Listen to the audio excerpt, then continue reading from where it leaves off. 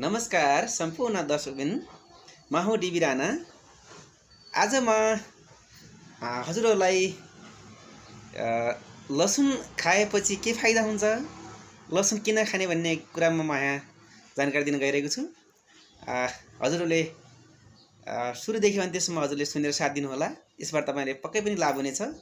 यो 1 नम्बरमा छ रोग प्रतिरोधात्मक शक्ति बढाउँछ यसले। जब हामीले खायौँ भने के हुन्छ, रोगसँग लड्ने क्षमता यसले बढाउँछ 1 नम्बरमा।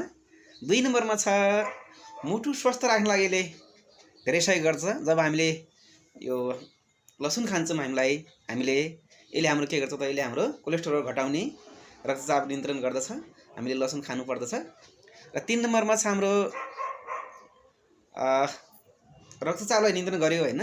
र 4 नम्बर छ हाम्रो पाचन प्रणालीलाई सुधार गर्दछ अहिले है। जब हामीले लसुन खान्छौँ नि हाम्रो पाचन प्रणालीलाई यसले सुधार्दो रहेछ।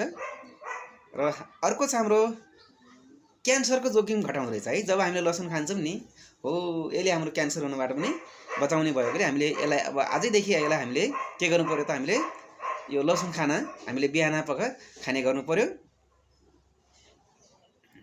अर्को छ हाम्रो मधुमेहलाई है। मधुमेह रोगलाई पनि यसले नियन्त्रण गर्ने भएकोले हामीले पक्कै पनि यसलाई हामी लसुनलाई हामीले खायौँ भने चिनीको मात्रालाई नियन्त्रण गर्छ यसले। र हाम्रो मधुमेह रोग पक्कै पनि कम हुन्छ र लाग्न पनि हामी बचिन्छौँ। अर्को छ हाम्रो छाला र कपालको लागि पनि है। जब हामीले लसुनलाई छालामा सङ्क्रमणबाट रोक्छ र हामीले कपाल झर्ने समस्या छ भने हामीले के गर्छौँ त, यसलाई हामीले लगाएर पनि हामीले के गर्न सक्छौँ त, हामीले कपाललाई झर्नबाट रोक्न सक्दछौँ। र अब लसुन कसरी खाने त हैन, लसुन त खाने, तर हामीले के गर्नु पर्छ, बिहान खाली पेटमा के गर्नु पर्छ, बिहान उठ्ने बित्तिकै एउटा दुईटा तातो पानीसँग हामीले खायौँ भने पक्कै पनि हाम्रो के हुन्छ, लसुनले हामीलाई धेरै फाइदा गर्छ। हामीले दिनदिनै खानुपर्छ।